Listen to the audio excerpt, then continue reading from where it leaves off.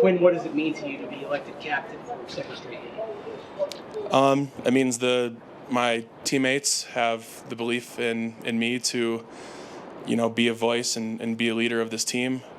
I've never been, the big vocal kind of rah-rah guy. I'm more of the kind of lead by example. So to be voted as captain again, it kind of, I kind of show up and just kind of do my thing, and for people to still see me as a captain, I was kind of surprised again to be captain, especially if 3 offensive captains. I kind of figured, it'd kind of be wrapped up with Court and Bo, but it's an honor and a privilege to serve this team again.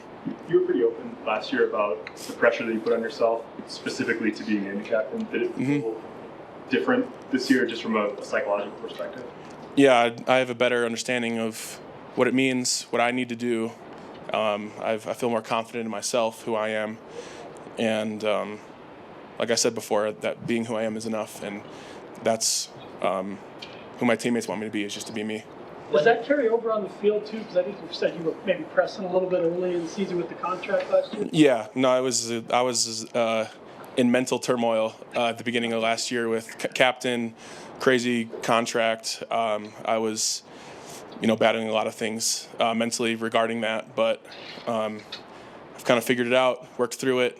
Found advice from some of the veterans in our room, and just kind of finding my own path. That's kind of been the biggest thing for me, is finding my own path, because a lot of people haven't gone through the entire path that I've gone to get to this point. So figuring out what works for me, I found out what has worked for me, and I feel like I'm in a way better spot than I was a year ago at this point. Yeah, how special is that when you've got Lindsey, who's been around forever, Garrett's been around forever, Ben Power's been around, and you're voted the captain as essentially the representative of the O-line? Yeah, the entire O-line is essentially a captain of this team. When Coach Streif got here, he made that abundantly clear that everything goes through us. We handle the tempo of practice. We handle if someone's not doing the right thing. So yeah, I get to wear the C on my chest, but I'm not the only leader out there. Mike's a leader. Ben's a leader. Garrett's also a leader.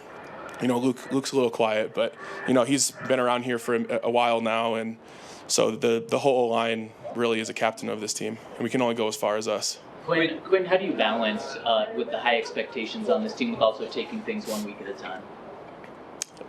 That's, to be honest, easy for me.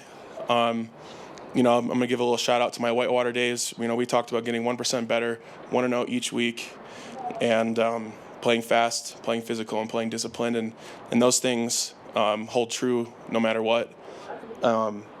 Expectations are, just kind of noise. At the end of the day, we have to go 1-0 each week, and defend our home field and do all of those smaller things first before we can even consider some of the expectations that are floating out in the media universe. Along those lines, Quinn, you were here prior to Coach Payton came in. How do you feel about just the way he's the last 3 years changed the culture and everything like that? And he's, one of the main reasons why you have these expectations, which maybe you guys didn't have before he came.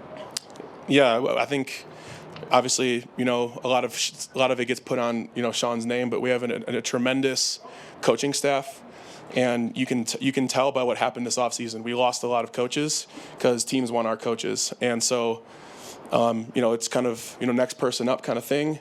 I think an incredible hire for us in our offensive line room is Coach Chris Morgan. He's been an incredible help for all of us in the run game.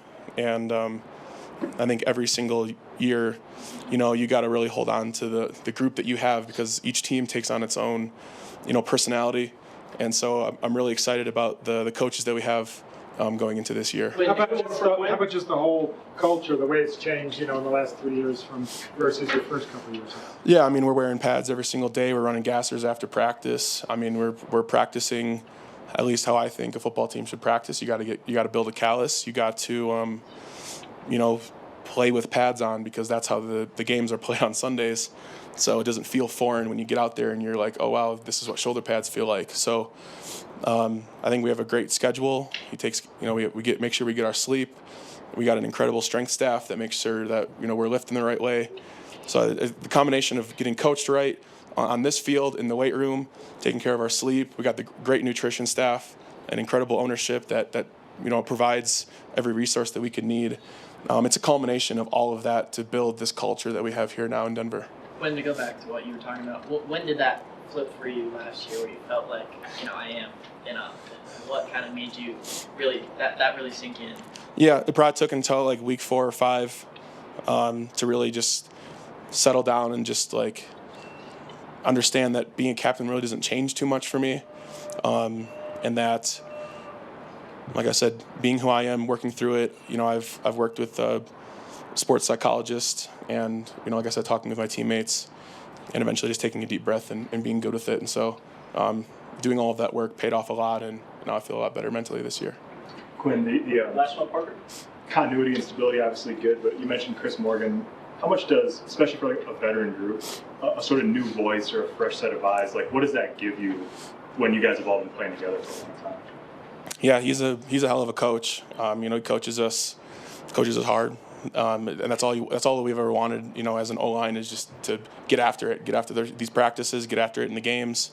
He brings a unique perspective, specifically in the outside zone game. He's been a part of some of the best rushing offenses we've seen in this like modern era.